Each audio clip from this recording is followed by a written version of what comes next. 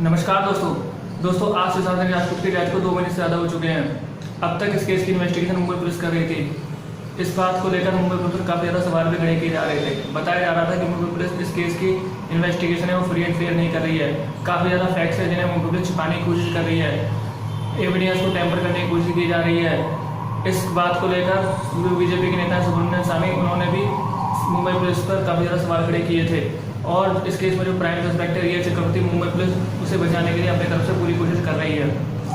लेकिन आज 19 अगस्त को सुप्रीम कोर्ट ने आदेश जारी कर इस इन्वेस्टिगेशन को मुंबई पुलिस के हाथों से लेकर सीबीआई को सौंप दिया है और साथ ही साथ सुप्रीम कोर्ट ने यह भी कहा है कि जितने भी एविडेंस और सबूत इस केस में अब तक मुंबई पुलिस ने इकट्ठा किए थे वो सारे सीबीआई को सौंपने होंगे। ऐसा सुप्रीम कोर्ट ने संविधान की धारा 142 के तहत किया है। संविधान की धारा 142 ये कहती है कि supreme court article 1 two allow the supreme court to pass and necessary order to do complete justice in any case.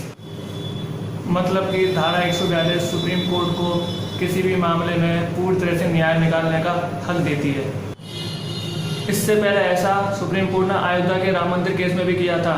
साथ ही साथ सुप्रीम कोर्ट ने यह भी कहा है कि शिकायत के आधार पर जो परिस्थिति बताई जा रही है उसकी जांच मुंबई पुलिस के अधिकार क्षेत्र में आती है। तो जब मुंबई पुलिस की गई जांच बिल्कुल सही है तो बात यहाँ पर यह आती है कि फिर सुप्रीम कोर्ट ने सीबीआई जांच के आदेश क्यों दिए। इसके बारे में सुप्रीम कोर्ट ने यह कहा है कि सीआरपीसी की धारा 174 के तहत मुंबई पुलिस ने जो सीमित जाँच की वो बिल्कुल सही है, लेकिन इस केस से जुड़े हुए कुछ अहम लोग मुंबई पुलिस की इस जाँच को सही नहीं बता रहे हैं। तो अब बात ये आती है इस केस को लेके जो बिहार पुलिस ने एफआईआर दर्ज की, क्या वो गलत थी? तो इस पर सुप्रीम कोर्ट ने ये कहा है कि जो बिहार पुलिस ने सुशांत सिंह राजपूत के पिता की शिकायत के आधार पर एफआईआर दर्ज की वो बिल्कुल सही थी। लेकिन फिर रिया चक्रवर्ती और उसके खिलाफ बिहार में दर्ज एफआईआर को रिया चक्रवर्ती ने बिहार पुलिस से मुंबई पुलिस को ट्रांसफर करने की बात की, लेकिन फिर बाद में इस रिया चक्रवर्ती के इस पिटीशन से सुप्रीम कोर्ट ने बिल्कुल इनकार कर दिया। और फिर उसके बाद जो रिया चक्रवर्ती के वकील हैं सतीश मनीष शिंदे, उन्होंने सीआरपीसी की धारा 406 के तहत सुप्रीम कोर्ट से इस केस को मुंबई पुलिस को ट्रांसफर करने की मांग रखी। अब ये धारा 406 क्या है? धारा 406 के तहत सुप्रीम कोर्ट के पास ये अधिकार है, वो किसी भी एक कोर्ट की जांच को किसी भी दूसरे कोर्ट में ट्रांसफर कर सकता है।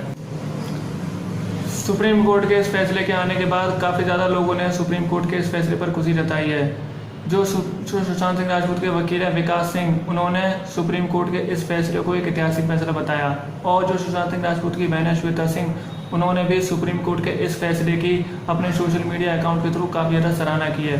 काफ़ी ज़्यादा बॉलीवुड एक्टर जैसे कि अक्षय कुमार, कीर्ति सेनन, कंगना रनौत, अंकिता लोकांडे, उन्होंने भी अपने ट्विटर अकाउंट पर ट्वीट करते हुए इस सुप्रीम कोर्ट के फैसले पर काफ़ी ज़्यादा खुशी जताई है।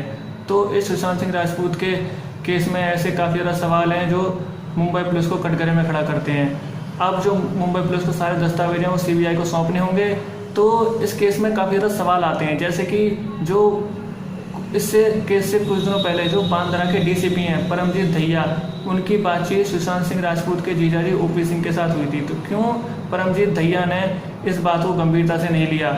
ये बात उनके कार्यशैली पर भी काफ़ी ज़्यादा सवाल खड़ा करती है। क्यों सुशांत सिंह राजपूत की मौत के बाद किस आधार पर गवाहों के बयान दर्ज करती रही मुंबई पुलिस बिना एफआईआर किए? क्यों मुंबई पुलिस सुशांत सिंह राजपूत की मौत के बाद उसके पोस्टमार्टम में इतनी जल्दीबाजी दिखाई? क्यों सुशांत सिंह राजपूत की मौत के बाद मुंबई पुलिस उनका फ़ोन अपनी जेब में लेकर घूमती रही?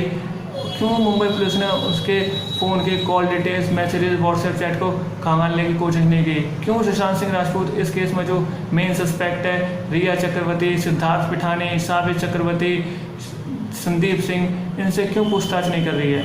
ये ऐसे काफ़ी ज़्यादा सवाल हैं जो मुंबई पुलिस को कटघरे में खड़ा करते हैं, जिनका जवाब मुंबई पुलिस को सीबीआई को देना होगा उन्हें बताना होगा कि वो ऐसे कौन सी चीज़ थी, ऐसे कौन से पॉलिटिशियन थे जिनके दबाव में आकर मुंबई पुलिस ये सब कर रही थी। नहीं तो इसके बाद फिर मुंबई पुलिस के कुछ ऑफिसर्स को अपनी नौकरी से भी हाथ धोना पड़ सकता है।